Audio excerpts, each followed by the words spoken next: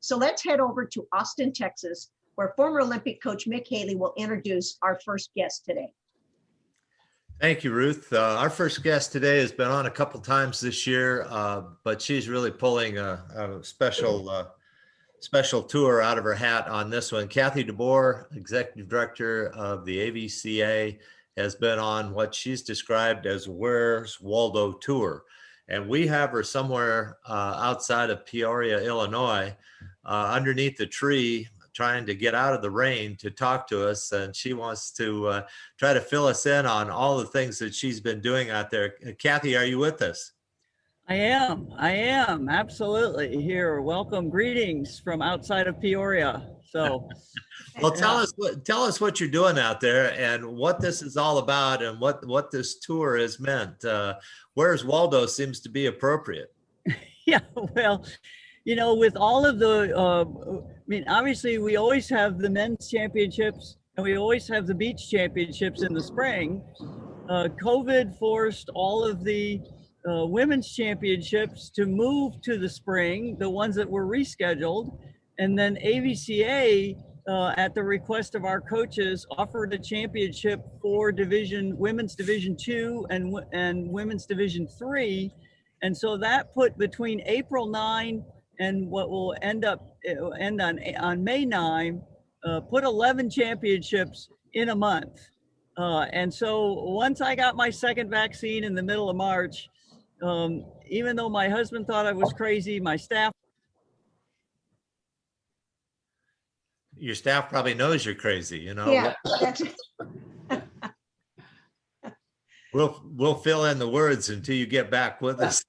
Yeah, I'm gonna try and get to all of these and see once if I can spend just a day at these championships. And so, you know, that's what I'm doing. That's what I'm doing. And so I'm on my way home now from Sioux City. It was with the NAIA yesterday, and headed home for a couple of days, and then up to Columbus for the men and the beach down in Gulf Shores next week. So it's been a great run, and it's been one of the best things I think I've ever done. I really needed to be back with coaches. I get to see all of this championship quality play.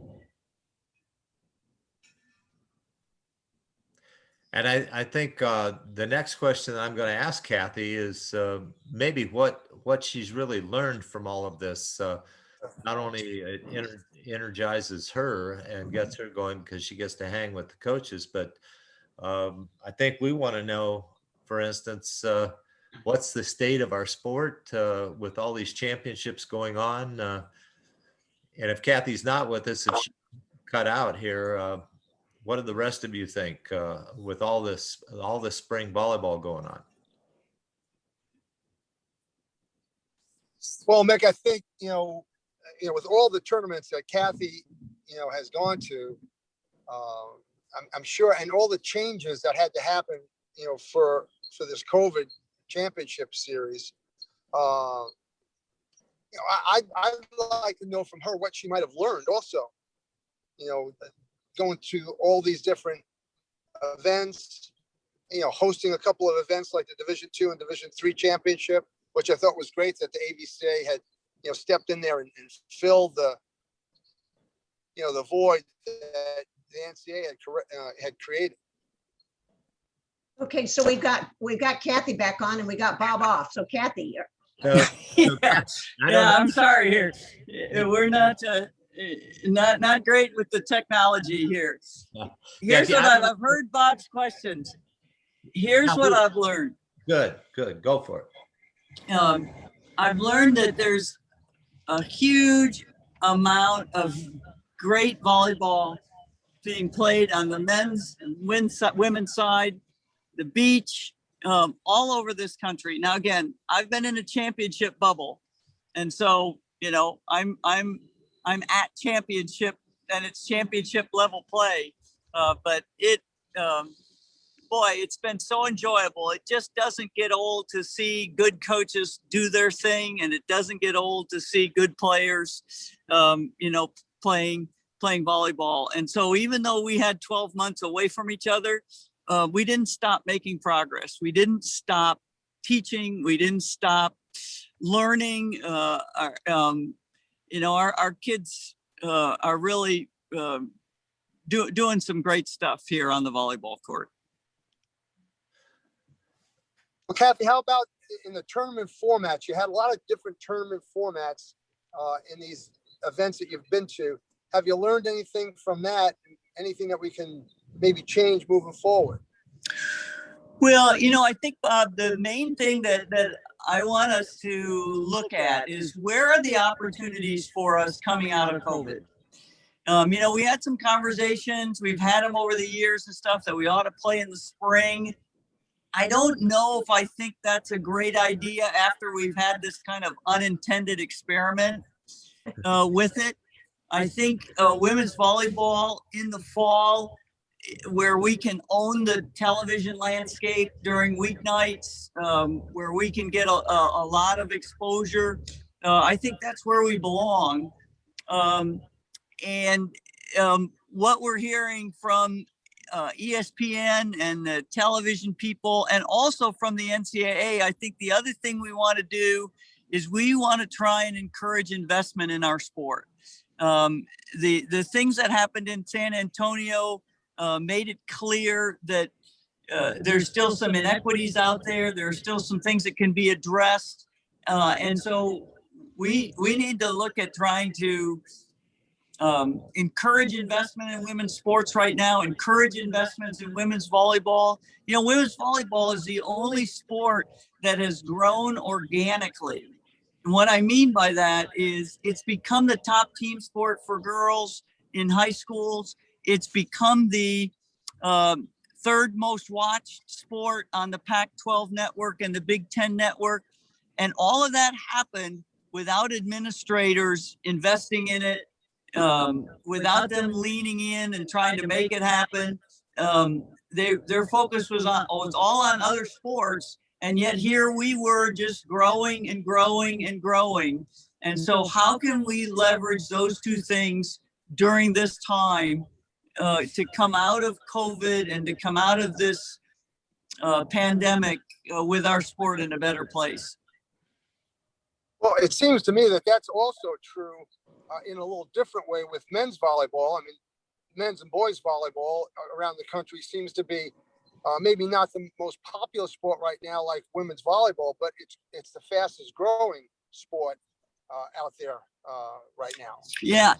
And boy, I was at the Division III Men's Championship. I was at the NAIA Men's Championship, and in the 15 years that I've been in this job, the increase in the level of play at those two championships has been unbelievable. I mean, it just, I don't know if any of you saw the NAIA Men's Championship, but there's a kid on plays for Grandview. His name is Felix Chapman. He was Player of the Year, AVCA wise. And he's about 6'8". He's got that volleyball body, where 6'8" and 6 feet of it is legs and long arms. And he hit a ball out of the back row that most people couldn't bounce out of the front row, and he hit it out of the back row. I mean, he's just such an impressive guy. He's now an American citizen, and I understand that John Spraw has invited him to come to the USA Gym. So there's just some really high level of play right now on the men's side too, Bob. You're absolutely right about that. I can't wait to get to Columbus. Well, in looking at what you were talking about with the women's game, if it's not the spring, well, we've already been in the fall. Are we looking at something a little bit different than that, and the reasons why we might be? Yeah. Well, one of the places, again, progress in terms of investment in women's sports is never a straight line. It goes up and down. And I think now is the time for some new investment. And so one of the things that we're going to work on here with our coaches is getting access to coaching during the summertime. Right now, football and men's and women's basketball have access to coaching during the summertime. That's 120 men. That's about 15 women. Even those of us who aren't mathematicians know that that's not equitable. And so can we get training opportunities with our coaches in the summertime? And what does that mean? Does that mean that we could possibly look at starting our season earlier than we start now? Can we put together made for television events, for instance, in the month of August, late in August? Can we, potentially get our championship positioned a little bit earlier? And again, these are just ideas right now. And I can't tell you, Bob, that I think they're good ideas because I haven't talked to the television people yet. We need to talk to ESPN. We need to talk to the Big Ten Network. We need to talk to the Pac-12 Network, because right now where our championship lands, as all of you know who played in it, is we're in a media vortex here that is football bowl games and the beginning of made for TV men's basketball events. And that's a tough place for us to break through, even though our ratings continue to get better. ESPN is excited about them and that kind of thing, but we're still not rating at a place that would make us commercially viable. Well, Brian, I'm sure you have some questions about that for Kathy, because I know we've discussed it a little bit as looking at the different possible seasons. Yeah, Kathy, I'm very impressed with all that you're doing. There's a lot of people who are volunteering during this time, and it's incredible hard work for our sport. And I take my hat off to you. We all do. I thought that the point you made about the organic growth of the sport needs to be talked about more often. I mean, when you look at men's basketball and the $1 billion that CBS spent, they also put together a promotions firm to come up with terms like Road to the Final Four and the Big Dance and the Elite Eight and all that. And we have had none of that, and still we prosper. So I'm really impressed with the people who run the sport in the game, the people who play the sport and the game itself. My question is, what do you see? What do you want to see? What do you want to see in the next year and the next 10 years? What do you want to see the sport? Well, those of us who have been, and we're kind of in the same age group here. You guys on the call and me, we've been around this really kind of from the beginning of Title IX, and there's never been a model that we've been able to lean into where we don't do sport by sport comparisons and call it Title IX. And women's basketball has benefited very, very significantly from that. And as we talked about, women's volleyball has grown organically in spite of the fact that there hasn't been a lot of people trying. And so are we at a point in our culture, are we at a point in this country where we can look at a women's sport and see how it is succeeding on its own merits, and now actually lean into helping it succeed more? So to your point, Brian, about marketing and promotions, there hasn't been any kind of effort to try and make sure that women's volleyball is getting promotional support leading up to the championship, building like softball has, where you start with the conference championships, and you have all kinds of coverage on that. Then you go to the regionals, the super regionals, and those are all covered. So by the time you get to the Women's College World Series, you know who you're wanting to look at. You know who you're wanting to follow. You've got a team, even if your team is out, you know the players. And with that kind of buildup, I think we're all pretty confident that women's volleyball would be the next really marketable property out there for colleges and for television stations. I mean, already we have more athletics directors having conversations with their volleyball coaches about, hey, how do we make women's volleyball get closer to break even? How can we generate more revenue? Can we create more Nebraskas where there are schools that are actually making more than they spend on our sport? Well, you know, Kathy, how does do we help? And I mean we by being part of the volleyball community. How can we, you're one person with a very small staff. How can we help? What organizations, what individuals, how can the volleyball community help in that endeavor? Well, certainly we have to bring attention right now to the issues. And so I know that you've put in your chat box, and I'll ask Ruth to do it again here, this Kaplan, Hecker, and Fink group that has been hired to study this for the NCAA. Needs no introduction, but let's take a moment to celebrate.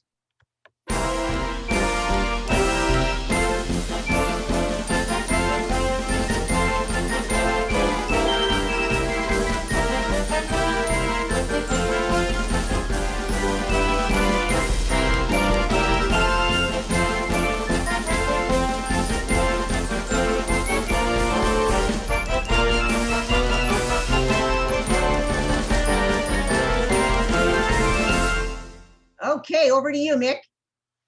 Craig Skinner, are you with us? I'm there. I'm almost getting there. Yep. You know, Craig Skinner, head coach of the national championship Kentucky Wildcat women's volleyball team, was with us today. And I was kidding Ruth before. I said, Ruth, that doesn't sound like On Wisconsin. What was that song, Craig? That was a Kentucky fight song. Aha, very good. For those of you that don't know Craig Skinner, you should.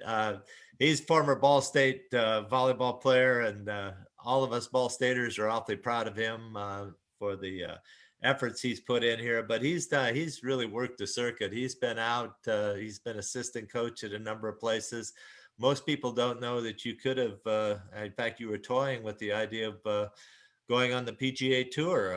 I don't know if they know you hit the ball that well, but certainly fundraising, you can learn how to put it up to the cup and just miss. But, you know, I just made decisions on feel, and you know, I had some opportunities to go different places, and even when I took the Kentucky job, we had another opportunity, and Megan and I decided Lexington was the place, and I just always felt like it didn't have to do with what they'd done before or winning or losing. It just, could I put our feet on the ground and feel good that this is where we wanted to be? And could we, you know, at least show others that and get them to feel the same thing that we did in terms of representing, you know, this school. And I've always really felt that that was more to it than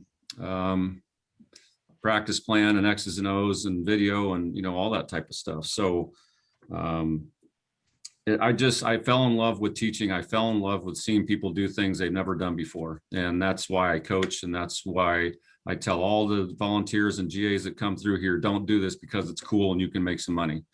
And I mean, your boat has to float because you see somebody do something different. And I think that they've never done before. And I just felt Kentucky was a place people would have a lot of pride and passion for. And it was, I just tried to sell that vision the whole line. Why can't we win a national? Why can't we be the 11th school? Why can't we be the first in SEC history? But there's so many things that have to happen and fall in place, and so many people to thank. So that's a snapshot, I guess. That's pretty good. Is one of the best Coaches, stories in college volleyball history. If she started her freshman year, was all SEC freshman team, we went to the Elite Eight, and then she didn't start for 2 years. So she played behind Leah Edmond and Allie Stumler. And last year in quarantine, she said, you know what, I'm done with this. And she came back a machine, and passing machine, back row hitting machine, blocking machine. And she set her mind to something and got it done. And, you know, Maddie came in highly touted, you know, number 2 recruit, you know, according to Prep Volleyball. And she came in, she didn't start initially. She had a little bit of an injury in the fall and, but stayed after, came before. And I mean, you saw the fruits of her labor and the way she performed in the tournament. She was ridiculous, attacking and point scoring. And she had some blocks, but she makes left side hitters think when they're going to hit against her. The state institution, the flagship school, Lexington, and just have so many good friends, and they've just shown so much support, and it's been phenomenal. And Brian, I'm glad you know, I've always respected your teams and how skilled they were and the way they played. And we spend a lot of time training skills and, you know, being able, and I always felt like training skills and fundamentals were crucial at crunch time. You know, if you had good fundamentals, you could weather some storms in those situations. And thankfully we had a lot of skilled players that could do that and weathered some great storms in the tournament. A question that's going to be deep. I did not know you played rugby or cricket. Oh my gosh. That's something new to me. But I want to know, did you do these things during the match? Did you have your rotation sheets? You said you don't do anything without these. Yeah. Yes. You know, I know where we are. We had a matchup we wanted and we adjusted a little bit, but I lose my mind sometimes going over matchups and rotations during matches. So I have an outlook to begin with, and if it's not working, we adjust. Okay. Did you have your blue ink pens? I had 1 blue ink pen. Okay. And did you have your Hall's cough drops? Absolutely. 3 of them. Oh, good. Not one in the first set, but definitely one in the second, third, and fourth. Okay. So you didn't bring 5, thinking you were going to go 5. Nope. Okay. All right. Last one. Tell me how many times you yelled into your towel.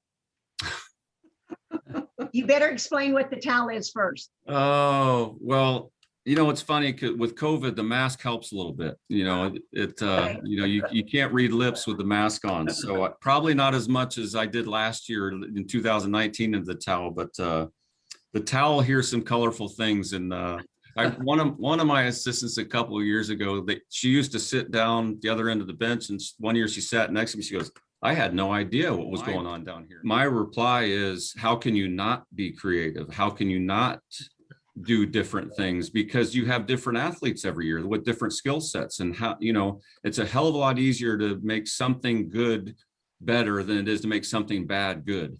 And so if someone does something bad, and trying to get them to do it good is not an easy task, but someone that does something well is a lot easier to take advantage of that strength. And so that's my philosophy on that, and just have to, each roster is different. So Up to you.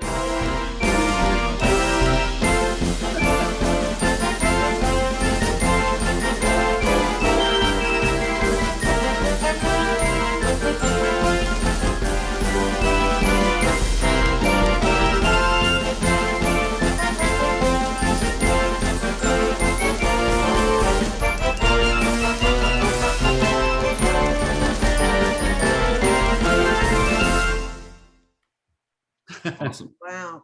That is Awesome. just fabulous. Thanks, Craig. Thanks for being on. Hey, thank you so much, guys. Have a great week. Okay. Well, our Congratulations. time is up, and thanks for joining us today for our extended buzz show.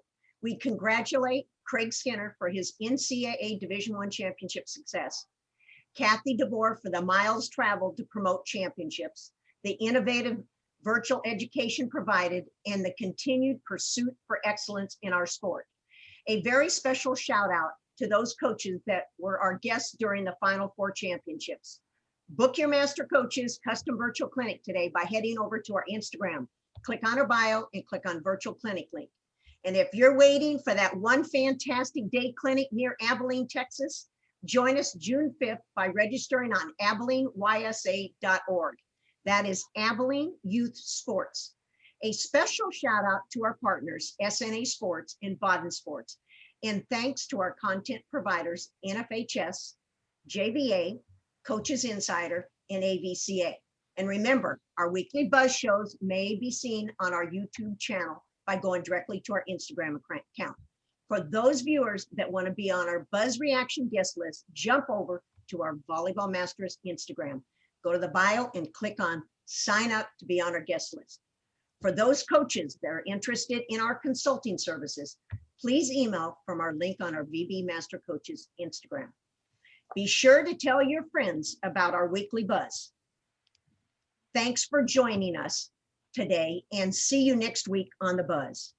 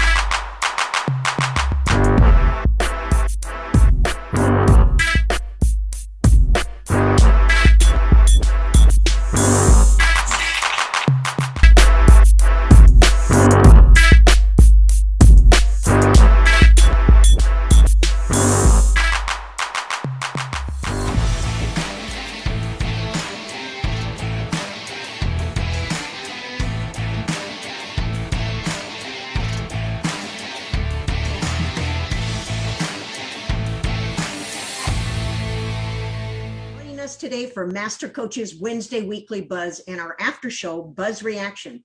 I'm Ruth Nelson, joined by Hall of Famers Mick Haley, Bob Bertucci, and Brian Gimolero, bringing you the most current issues and trends in volleyball.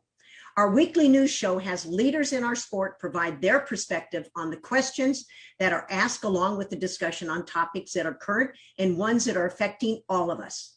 Our news flash. If you want to stay up on the newest recommendations and decisions on name, image, and likeness, you should head over to the knightcommission.org to read the new principles on NIL.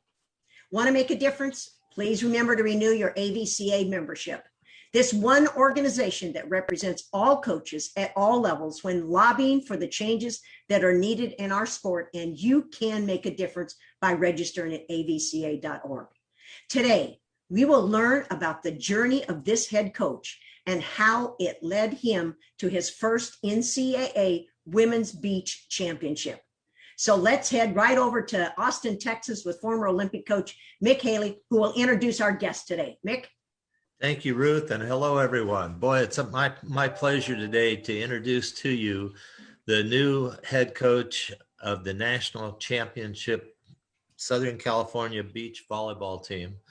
Dain Blanton is here with us after going through a weekend of ups and downs and arounds, but his team was dominant. And Dain, really appreciate you coming on and being on the show. You've got to have been just hammered with people wanting to talk to you. Yeah, I mean, it's definitely been busy, Mick, and thank you guys for having me back on the show. I mean, it's like twice in less than 7 days, and it's been a whirlwind, and I don't have to tell you guys, it's really something special. I think your first championship is so memorable, and no matter what it is, as a player, a coach. But wow, I was overwhelmed with emotion after the win. And I was just so happy that you knew the team could do and perform and win a national championship, but none of that matters if they don't go out and execute. And after seeing them go out and execute, it was just a thing of beauty. Some of them played some of their best matches on the day when they needed it most. Well, that's obviously the coach's dream, I'm sure. A couple of things come to mind. First of all, I'm sure Brian's going to like your room a lot better than the room you had at Gulfstream. So that was the first thing I was thinking when I was listening to you talk there and seeing that. Most people don't know that USC was the very first school to add women's beach volleyball. And appropriately, they've been able to get 2 national championships before this last weekend. And now you, as the head coach, have gotten your first, which gives the university 3 national championships. That seems to me to be something that everybody should be really, really proud of. What's happening as far as celebration for you guys? Are you guys doing anything celebrating? Is school celebrating? Los Angeles open up just for celebration for the. Yeah. I wish, you know what I mean? I wish it was with COVID and all, there's so many restrictions. And I was told I could do a virtual banquet. And so a lot of things, you know, we're not back to that normalcy as of yet. But we're gonna celebrate as a team, and we're gonna do a few things, but nothing formal. There's nothing formal that the university can really get behind because of the pandemic and whatnot, which is unfortunate. But you know, I look back at this whole season, and I'm so thankful that we were able to have this season. I mean, these girls had to jump through hoops, get tested, go through screenings constantly, and always my worry was don't get COVID if you can help it. Obviously you can do everything you can to prevent it, and you can still get it. But there was a sigh of relief when we all got back from testing on Friday of the national championship, because that was finally, you're like, that's the last test in terms of and you don't wish that on anyone. I was just hoping all the athletes from our team, from every team, were ready to go and didn't have any complications, and that the championship could go on as planned, and it did. It was really well organized, and Kristen Fassbender, the director, just put on an amazing event. I think she's done it every year since 2016. Yeah, Kathy Deboer had called and also said she enjoyed the venue and the whole ambiance of the tournament. She thought it was one of the best experiences for collegiate athletes that she had ever witnessed and had seen. So that says a lot to you coaches, how you conducted the whole situation with your teams and the way the NCAA and the committee set that up. Bob Bertucci wants to ask you some questions here. He's been trying to learn about beach volleyball. He didn't get out of the stand very high, but I'm going to throw it over to him and see what question he can throw to you. All right, thanks, Mick. Dain, congratulations. Great job. Thank you. It's just incredible. It's, I haven't slowed down yet, but I appreciate it. It's all fun stuff, and we're just going to ride the wave as long as we can, because you guys know it flips over quick and people already start talking about next season. So I'm trying to stay away from that. Well, hey, Dain, we have something special for you. I'm going to go to Ruth, and I think she's going to let it run, and you sit there and enjoy it. Okay.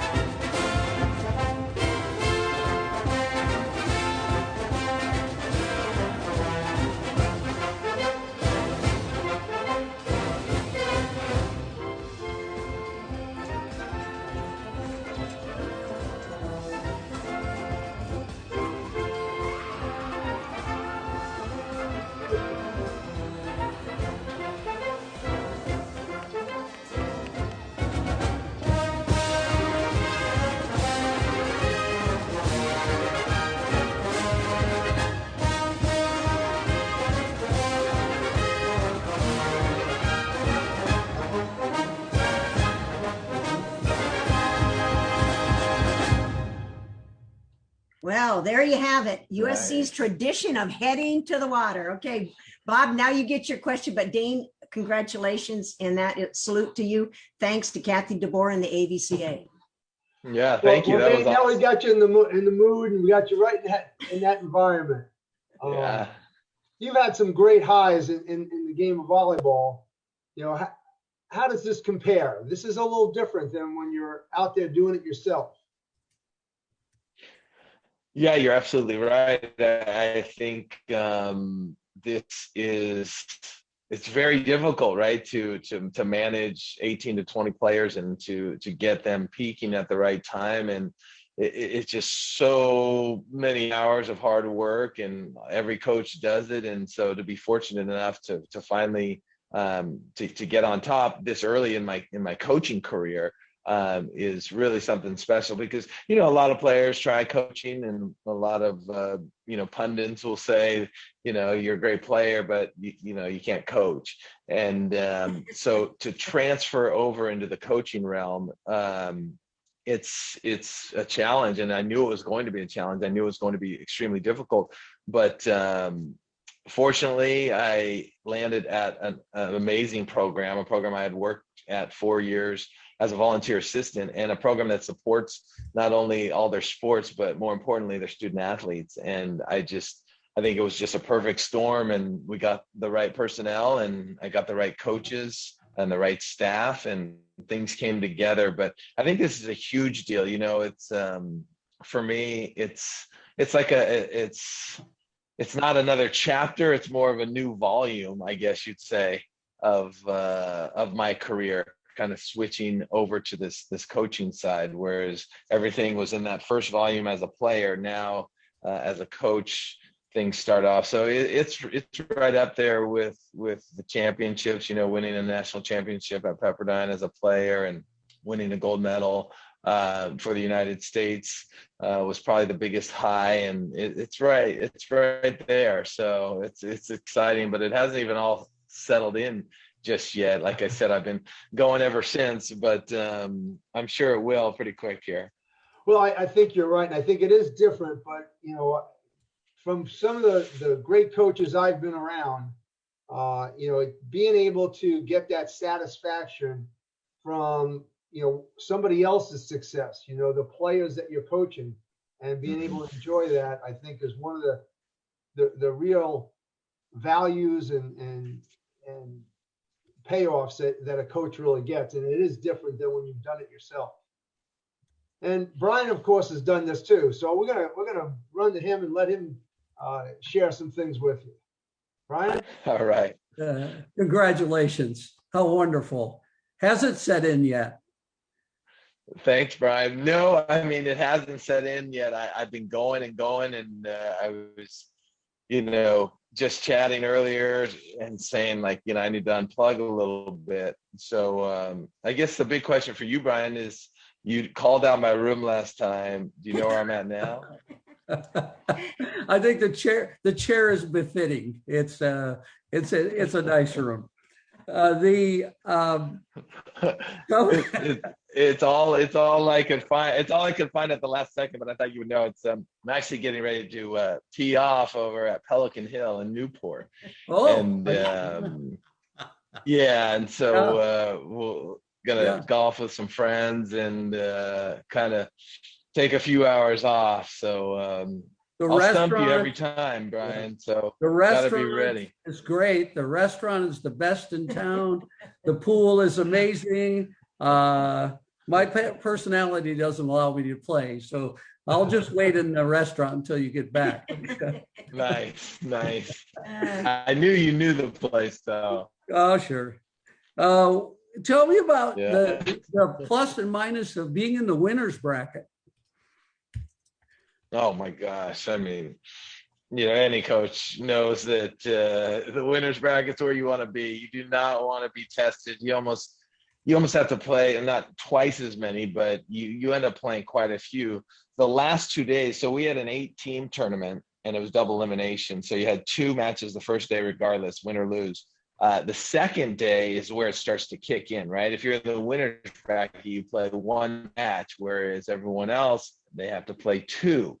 Then if you make it past that to the final day, you just have the finals, whereas the other team's got to play in the morning. So if you go to the loser bracket early in the national championship, that means you're playing 2 matches, 3 consecutive days. And that can be a little challenging for these collegiate players. Each back in the day, we used to play 9 matches in 2 days, but it's not like that anymore. So playing 2-3 matches in a day for these collegiate athletes can really take its toll. And I think that benefited us when the finals came around. I believe that UCLA had some fatigue, and it's natural. In 2019, USC lost first round, came all the way back to the final, and played UCLA, who was in the finals through the winners bracket. And I think they experienced some fatigue. So, we call it the snake pit or the jungle, and you don't want to fall down to that losers bracket, but it's a nice thing to have, though. And I think that the best 2 teams always end up in the finals. I know we're out of time, but I know we're out of time, Ruth, but let me throw this in. I my last year coaching, Haley Harward was a freshman, and I got to coach her, and I loved the kid and her parents. And as a grad student, she went and played for you and won a championship. And I'm just really proud of her. And you did such a great job in developing her. That's all I wanted to throw out there. So congratulations. Thank you. And she played her best match of the year in the final. So that was pretty awesome. And I'm not surprised. Okay, Yeah. Brian, we are out of time. I know. Dain, it's I wonderful. mean, we needed I thought I had a whole hour. Well, then you need to Quick. talk to Every Nick. time you guys are. That's It's all exactly good. right. All right. It's all good. Dain, Thank you. congratulations. Go, big Thank guy. you. All right, you guys. Good job, Dave. All right. Congratulations. Thanks, Nick. Yeah. Thanks for Okay, here we go. We've got a special guest coming on our second half. He's not in his car this time. He looks like he's in the arena. But before we introduce him, Mick, let's give him a little shout out with a special, I know he will remember this play.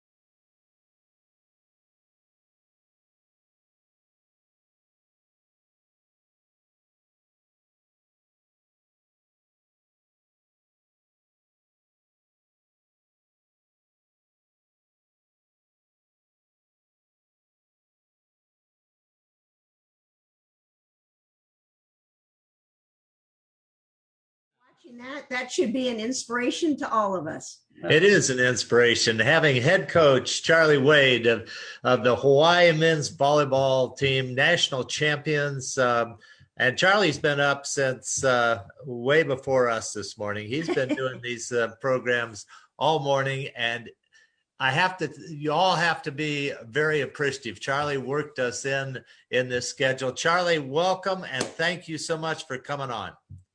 Oh, Mick, thanks for having me on. Appreciate it. You're going to have a full day, but tell me about this celebration. You got a celebration going on today, and what really does this mean to the program? Yeah, I mean, it's a great moment in sports history in Hawaii, and the fans here are so unbelievable and so appreciative. Sunday when we flew back, we had kind of a drive-through celebration, and there was over 500 cars. We spent 2 hours, just saying thank you and people coming through and showing their aloha. So, and it wasn't enough. They had to turn people away. So, people got together and put this thing together today. I've spent the early part of the morning, starting the 6 o'clock hour, on all the kind of local TV stations, just talking about the championship. Had Colton Cowell with me in some of those interviews. And then 9 o'clock here in Hawaii, we're going to get picked up by a couple trolleys, go to the governor's office, go to the mayor's office, do a little session with the ledge, and then tour around through Waikiki, and then finishing up with kind of another kind of drive-by thing on the corner of Bishop and King from 12 to 1 today. So a lot of excitement surrounding Warrior men's volleyball. There's no question. Well, it seems to me that the team, men's volleyball, the university, are bringing the island back together. It's kind of like, it sounds to me, and I'm not sure I got this right, but it sounds to me like an opening up of Hawaii again. COVID has been a depressing thing for a lot of reasons, and you guys have added some unbelievable life and electricity to the island. Am I correct about that? Yeah, well, I mean, it's been a tough year for everybody. Yeah. So I think Saturday was really just a great uplifting moment for the people in the state, something to rally behind, and people did gather, and, we hope they gathered in a safe manner, but they got together and they watched the game and celebrated. And it's certainly been a bright spot in our community. Has it been an exciting thing for you? I mean, has it really stimulated you to levels that you haven't been stimulated before? Yeah, I thought about that because they've been here before, right? Like we've got final and lost and been in the tournament, and and you lose in the final, and you always kind of wax poetically like, well, we're just committed to the process and we're going to keep doing. I was thinking about that yesterday. Like, we're really not changing a lot of what we do. We think we got a pretty good formula. We've been successful now for a number of years, but there's no doubt that 93 minutes on Saturday night in Columbus, Ohio, has changed things for us, and in a good way. So a lot of hard work and a lot of people across the state and through our program have made this possible. And we're just going to keep doing what we're doing, and hopefully get in positions to win championships. Well, Ruth had some great pictures of that huge block you put up there, but I thought she should have put pictures of your servers, because you just destroyed BYU with your serving. Would you agree with that? Yeah, our serving, we spent a lot of time on the serving and guys snapping and spinning balls, and and I really think it was our receiving game that was the difference. We knew going into the match that was where statistically we had the biggest gap in between the two teams, that we were the significantly better receiving team. We spent a lot of time teaching people to move their feet and play the ball out in front of them and have range and be athletic. And it was on full display Saturday night, because, I mean, let's be frank. I mean, BYU's got some of the greatest servers in men's collegiate history. We've seen Gabby Garcia touch 80 on the speed gun, and it's just, we've never seen that before. So, we wanted to get Gage Worsley in the middle of formation, and all of our guys did a really good job of receiving, whether it was Garcia, Gardini, they're guys that really can get after it. It allowed us to run the middle, and we knew if we controlled the middle of the court on the first ball, we'd have a really good chance.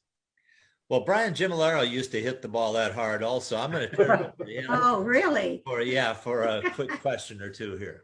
Well, Charlie and myself were around at the same time, so he knows how hard I hit the ball.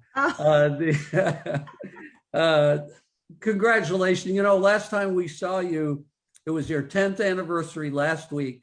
You have 3 wonderful children. You are now you are a mainstay on the island. Congratulations. What a wonderful time. I'm so happy for you in your life, and it's so nice to see the celebration going on the way it is deserved on the islands. Charlie, what do you feel? Has it set in yet? Have you been able to sit down and actually realize that you're the champs and they can't take it away from you? Yeah, I think that'll sink in over time. I was thinking earlier today, we said last year when it was shut down, we had played BYU here the week prior. We lost the first night. We won in a close 5th set the second night in front of 10,000 sold out. We went to the mainland to play our opening league opponent, and it got shut down. And at that moment, we said, look, a lot of this is out of our control. We don't know when we get to get back after it. but if we stay committed to the process, we'll come out of this better. Right. And I think that you see going into it, like say last time we played BYU, it was really close. We played them Saturday night, it wasn't that close. And it's, and no disrespect to them. It's just our guys were committed from the beginning. And we knew that people were going to either kind of stay the same or get worse or get better. And we were committed to getting better. So, that was kind of the mantra all the way through it. And the guys really stayed focused and showed on Saturday night that we had, in fact, gotten better and we're the best. What a dominant performance, by the way, watching it. It was just, that's a good team. You're playing a really good team and you dominated. And I agree with you.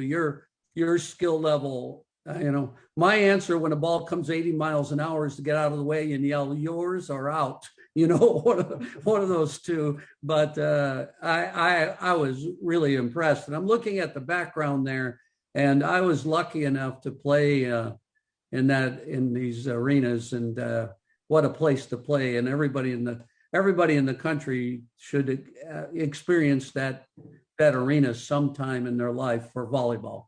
But anyway, I'm going to turn it over to Bob, Charlie, and congratulations again. Thank you, Brian. Appreciate it. Charlie, congratulations. Your team did outstanding. They really showed what they're made of, coming out there and playing at the top of the game against a very good BYU team. But all areas were strong. I mean, I agree with Mick from a spectator standpoint. It was pretty obvious you guys were serving just bullets all the time. I mean, you never let up, never took the pressure off. It's interesting from a coach's standpoint. And I didn't realize that Gabby Garcia can serve that thing close to 80 miles an hour, because your passers were handling the serve completely different than BYU were handling your serve. You did a tremendous job. What does this win mean to your program? Well, like I said, I mean, it's certainly a validation for a lot of people, hard work for a long time. And, and obviously anytime you're having success, there's a little momentum behind you, and certainly it's exciting. So, like I said, at the end of it, we'll just keep doing what we're doing. And, people want to jump on the bandwagon, go ahead, if it helps in all the better. And Brian, you were mentioning, I stood here, and if you look back behind my head, there's a spot open next to that 87 where we're now going to see that the 2021 men's championship banner in there. And I think it'll round out that side of the arena quite nicely. Perfect spot for it. Perfect spot. Absolutely. Charlie, how does this affect your conference? Is it any impact on your conference, the fact that they have the national championship now? Well, our conference has won the national championship every year it's been in existence. It's only been 3 years, but we've That's good. won it every year we've had one. So the Big West is alive and well in men's volleyball. There ain't no doubt. All right, Ruth. Okay, Charlie, hey, with winning, does this help you develop any new tournaments or sponsorships or partnerships that you now can build on in the next year? Yeah, volleyball, it is a big deal in the community, and the momentum behind our program has been significant for the last few years. COVID has dampened a lot of that, but, right prior to COVID, at the start of it, we had signed a sponsorship agreement. Actually, the league and the Hawaii Tourism Authorities signed a $500,000 sponsorship to bring the Big West Championship here to Hawaii, kind of on a 2 out of 3 year cycle.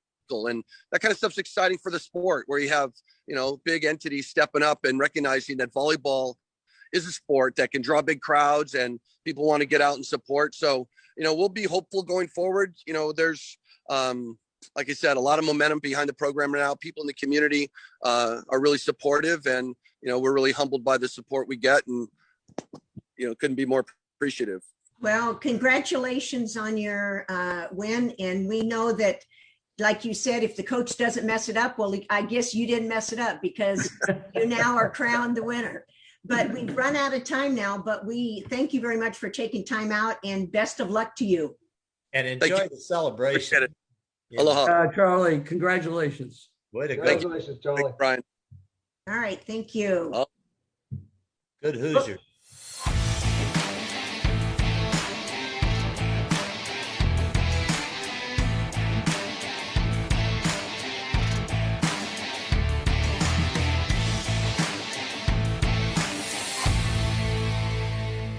can talk about that. I think what we're going to attempt to do is kind of tie in how to teach skills extremely effectively and tie it into how you actually have live competition and teach and look for the right things to give the verbal cues on.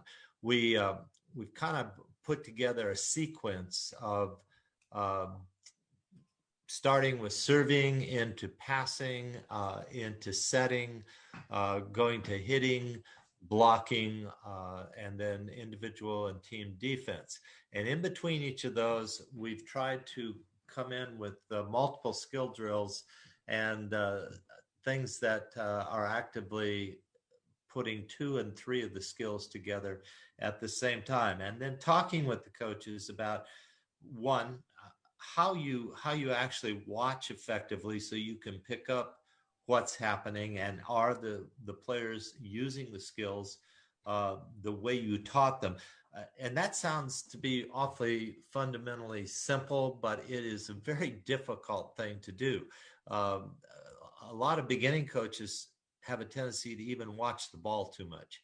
And, you don't really want to watch the ball. You want to watch and anticipate where the ball's going so you can watch the athletes move, see if they're using the techniques, and then move forward to the very next thing that's going to happen and see if you can watch that. If we can not only teach the skills and show new ways to develop these skills, and then show eye sequencing for coaches, not just necessarily for middle blockers or defensive readers, but for coaches, I think we can have a tremendously effective clinic that is both good for young beginning coaches and established coaches who are looking for some special tips on how they can get an advantage coming up this fall or this next spring, depending on what level they're coaching.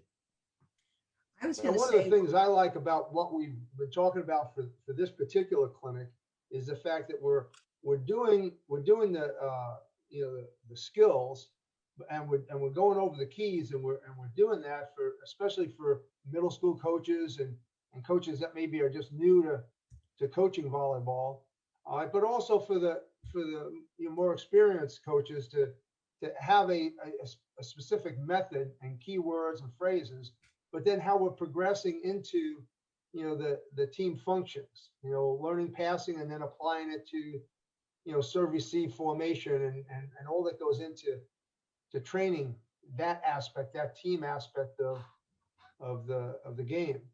I think the other thing was, we're going to do some different things at this clinic. For example, the Friday night, we're going to actually have an informal Friday night for the coaches that are coming in, a day earlier, and we'll be doing a couple of hours in the evening with the same athletes that are going to be in the clinic the next day, and it's very informal, and it's going to be a chance for those coaches just to observe us actually on the court, working with the athletes and doing a little training there. And then we have the social afterwards. I'm kind of excited about that.